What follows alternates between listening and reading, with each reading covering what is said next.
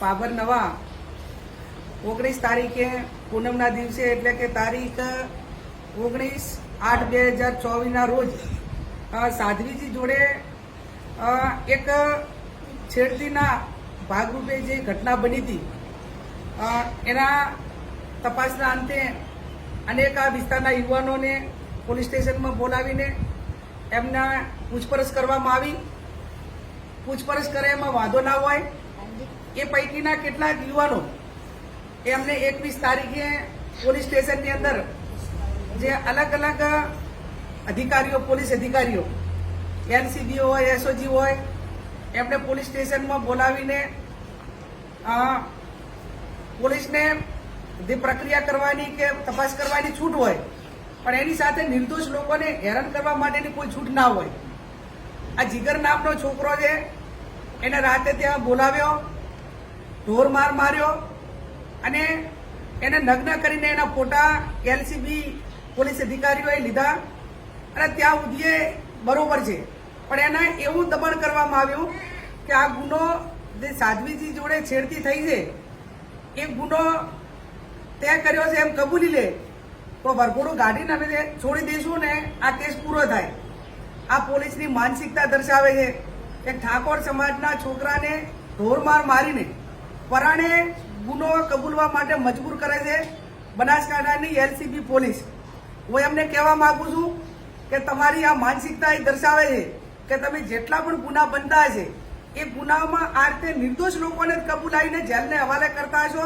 Original ગુનેગારોને એ તમારી સાથે ભળેલા હોય કે અન્ય રીતે હોય એને તમે ગોતવા માટેના પ્રયત્નો નહીં કરતા હોય. ત્યારે આ જીગરનો પરિવાર, એ જગદીશભાઈનો પરિવાર આખો ભયભીત હતો. મને સમાચાર મળ્યા એ કુટુંબને આશ્વાસન આપવા માટે અમે આવ્યા છીએ. હું પોલીસના ઉપરા અધિકારીઓને આગ્રહ બની વિનંતી કરું છું અને અપેક્ષા રાખું છું કે એક ધર્મ ઉપર એટેક થાય ત્યારે જ્યારે આ ઘટના બની ત્યારે હું મહારાજ સાહેબોને મળી હતી, પોલીસ સ્ટેશન એસપી આવ્યા હતા ત્યાં ગઈ હતી, એમને ગામની આખી સભા રાખી તો એમાં પણ મેં કીધું હતું કે સાચો ગુનેગાર હકો મારો ભાઈ હોય તો એને છોડવાનો નથી અને કાયદો કાયદાનું કામ કરે. અમે જૈન સમાજ સાથે છીએ, પણ એનો મતલબ એવો નથી કે તમે નિર્દોષ રીતે ઠાકોર સમાજના છોકરાનું નામ આપી દો અને એને કબૂલવા માટે મજબૂર કરો અને પછી મુદ્દા બનાવો.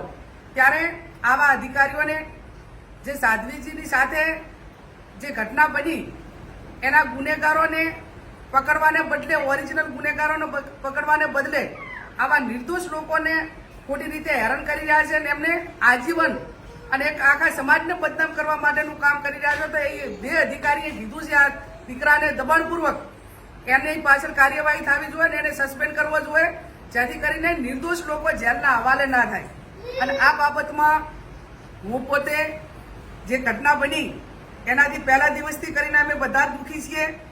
આ બાબરની બદનામી છે અને એક ધર્મ ઉપર જ્યારે આવું એટેક થતું હોય ત્યારે હરકીસ એક મહિલા તરીકે, એક એના આગેવાન તરીકે એ ગુનેગારને ક્યારે છાવરવાનું અમારા મગજમાં કે ક્યારે અમારા વિચારધારામાં કે અમારી કોઈ દાડો એ ટાઈપની માનસિકતા પણ ના હોય.